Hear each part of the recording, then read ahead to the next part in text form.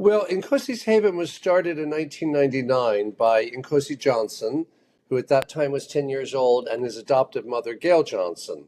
Nkosi Johnson, as I'm sure many of your listeners know, became a very famous anti-HIV/AIDS Yeah. stigma activist while during his short life, culminating in his speech in Durban at the International AIDS Conference. And his own mother, his biological mother, had died when he was 2 or 2.5, and before he died, he said to his adoptive mother that he thought it was so sad that when children got sick, they were separated from their mothers, so that the mothers would be taken off to die separate from their children. And Gail said, well, why don't we do something about that? So together they started a home for mothers with children, mothers with HIV/AIDS and their children. And this was before the days of ARVs, so the mothers would come. Usually they would eventually pass, and the children would stay at Nkosi's Haven and be raised by that community.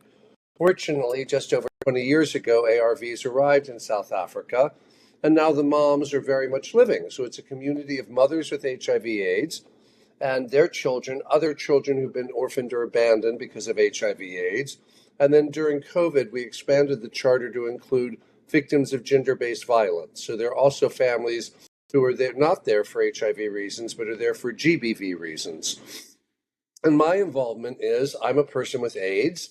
And about 15 years ago, I decided I wanted to work with children living with the virus to sort of say to them, look, what's happening in your body is happening in my body.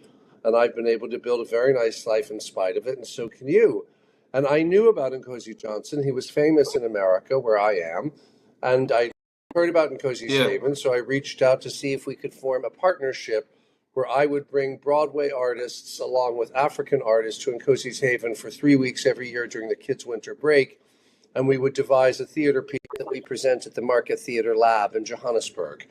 So that's what we do. And over the years, I've become very close with the community, and I'm now